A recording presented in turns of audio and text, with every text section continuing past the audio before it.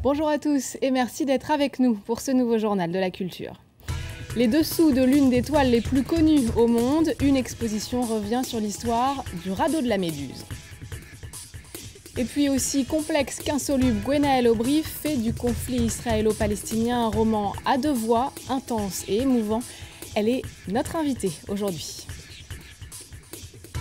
Enfin, du tournage à la projection, assistée à la fabrication d'un film de A à Z, le tout en quelques heures seulement et confortablement installé.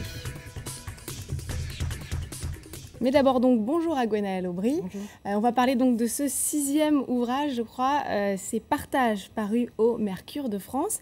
Le conflit israélo-palestinien, c'est un vaste et complexe sujet et vous choisissez donc de le raconter au travers des voix de deux jeunes femmes, Leïla et Sarah. Est-ce que vous pouvez commencer par nous les présenter? Oui, alors peut-être tout d'abord quand même une précision, c'est que ça n'est pas tant un livre sur le conflit israélo-palestinien que sur ce dans quoi il s'enracine, ce à quoi peut-être il s'alimente. C'est-à-dire la mémoire. Effectivement, les mémoires qui traversent ces deux jeunes filles, elles ont l'une et l'autre 17 ans. L'une des grandes difficultés, l'un des enjeux en même temps du livre était là. C'était à la fois de dire l'incommensurabilité des histoires, évidemment. C'est quelque chose qui est tout à fait net et lisible dans le livre. Et en même temps, l'égalité des individus, évidemment.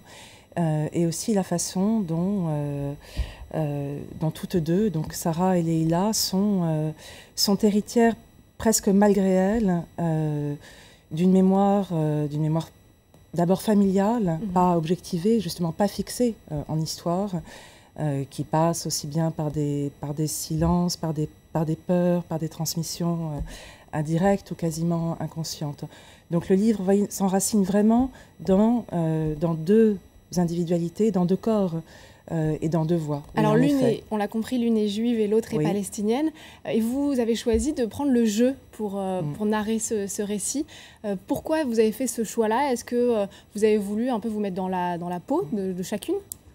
Oui, je crois que je l'ai vraiment écrit ce livre depuis cette double intériorité. Le jeu s'est imposé, enfin ce double jeu s'est imposé. C'est vrai que c'est un livre qui est vraiment sous le signe du deux, c'est-à-dire à la fois du double et de la dualité. Je ne pouvais pas l'écrire en surplomb. Il fallait vous plonger un peu dans leur Parce que précisément c'est un roman, ça n'est pas un essai politique. Donc il ne s'agissait pas ni d'être partie, ni d'être juge, mais effectivement de me partager moi-même entre ces deux voix. Ces deux jeunes femmes. On va continuer à évidemment parler de ce roman Partage, mais on va à présent évoquer un tableau que vous connaissez, l'un des tableaux français, sinon le tableau français le plus célèbre, le radeau de la Méduse, chef-d'œuvre marquant la naissance du romantisme ici en France au XIXe siècle. Alors comment a-t-il été conçu? Une grande exposition revient sur les secrets de fabrication de la toile de Géricault. Ce tableau, parmi les plus connus au monde, est le fruit d'une enquête quasi policière sur une catastrophe bien réelle. En 1817, Géricault décide de peindre le récent naufrage d'un bateau nommé la Méduse. 150 rescapés entassés sur un radeau de fortune, 15 survivants, dont 2 racontent l'histoire à la presse. Géricault va lire ce récit, mais il va aussi vouloir rencontrer ces 2 rescapés. Il va également rencontrer un autre survivant qu'on appelait le charpentier de la Méduse. Donc vous l'avez ici, c'est son portrait. Géricault peint le portrait de ces hommes qui lui expliquent que les survivants ont mangé les morts. On retrouve ces miraculés fidèlement représentés sur le tableau au centre de la composition. Sur l'esquif, les vivants côtoient les morts. Pour montrer les cadavres de façon si réaliste, l'artiste a un secret. Son atelier en fait jouxtait l'hôpital Beaujon et Géricault en fait avait obtenu de l'hôpital qu'il lui fournisse des membres en fait coupés. Le musée de Clermont-Ferrand expose les portraits, les études qui ont servi à préparer l'immense toile du radeau, 5 mètres par 7. Il présente aussi la signification politique de l'œuvre, inspirée des idées égalitaires de la Révolution. Pour la première fois, c'est un homme de peu, c'est un homme noir qui se place au sommet symboliquement de la pyramide humaine. C'était inédit. Pour l'anecdote, sur le radeau de la Méduse, Géricault a aussi représenté son ami, le peintre Eugène Delacroix, allongé sur le ventre. Delacroix, qui s'est inspiré de la construction pyramidale de la Méduse pour son propre chef-d'œuvre, La liberté guidant le peuple. Depuis 200 ans, le tableau de Géricault n'en finit pas de révéler ses secrets. Alors Gwenaëlle Aubry, on revient donc à ce roman Partage. D'où est venue l'idée, l'envie de ce roman et pourquoi avoir choisi de le mettre dans la voix de deux adolescentes? Pourquoi cette période de la vie? Je crois qu'on sait rarement d'où viennent les romans. Ce que je sais, c'est que j'écris à partir de lieux qui sont pour moi très opaques, à partir de ce qui résiste et de ce qui me résiste. Je sais que là, il y avait cette espèce de figure d'effroi. De la kamikaze, d'un corps de femme explosé. En même temps, il y avait aussi une évidence qui était que il ne pouvait pas y avoir dans ce livre d'univocité, d'unilatéralité. Bon. Il y a là un lieu à la fois de pur réel, d'effroi.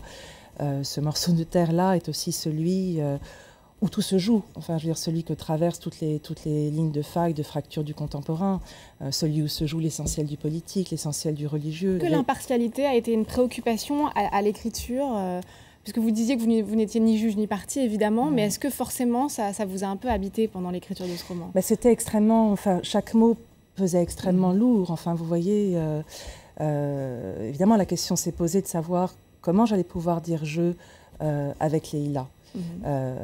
Qui n'est pas d'emblée voué à ce devenir-là, à ce devenir kamikaze. Il y a d'ailleurs d'autres figures, une autre figure de palestinienne qui, elle, présente un autre évidemment un autre devenir possible.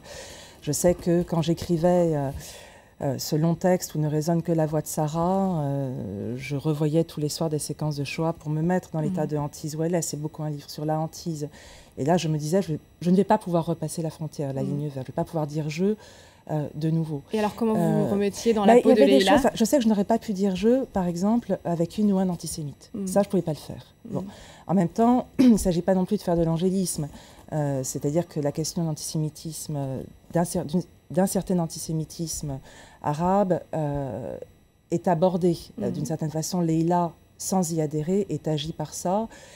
Puisque son père travaille dans le bâtiment, est employé par un entrepreneur israélien, donc travaille dans des colonies, et que du même coup, il est accusé de collaborer avec l'ennemi. Mais je vous coupe une seconde, parce que ce qui est intéressant, c'est ce point de rupture chez les deux jeunes femmes qu'on retrouve à un moment du roman. Vous l'avez dit, Leïla va vers ce devenir un peu de kamikaze. C'est ça vraiment qui vous intéressait, c'est ce moment où ces deux jeunes femmes, finalement, vont basculer d'un côté ou de l'autre? Non, tout m'intéresse. Enfin, ce qui m'intéressait, c'était effectivement le point de partage au sens du point de séparation, mais c'était aussi le point de partage au sens du point d'union. Il y a le titre double dit sens, les deux. Évidemment. Voilà, le titre dit à la fois la communauté et la séparation, ce qui unit et ce qui divise.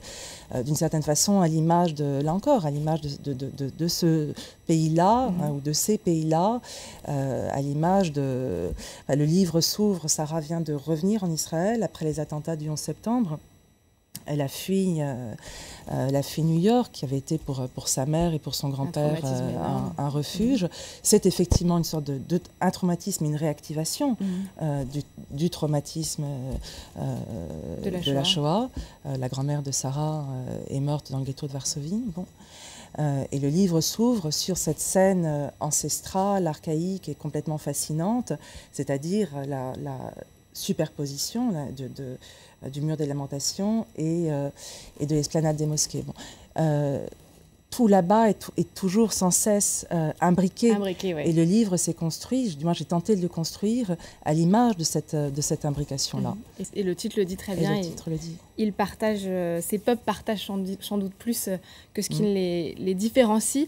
Merci beaucoup Gwenaëlle Aubry d'être venue nous parler de Partage, paru chez Mercure de France. Avant de terminer cette émission, voici peut-être une expérience inédite qui vous tentera. On passe à un autre sujet, l'occasion de voir un film se faire sous vos yeux. Un spectacle 2 en 1, puisque le film en question est projeté alors que le tournage est encore en cours. Nous avons assisté à l'une des représentations à Pantin, près de Paris. C'est comme un objet non identifié qui s'est installé au beau milieu de la ville de Pantin. Cela ressemble à du théâtre, atmosphère années 50, décor de polar. Cela ressemble aussi à du cinéma. En fait, ni l'un ni l'autre, mais les deux à la fois.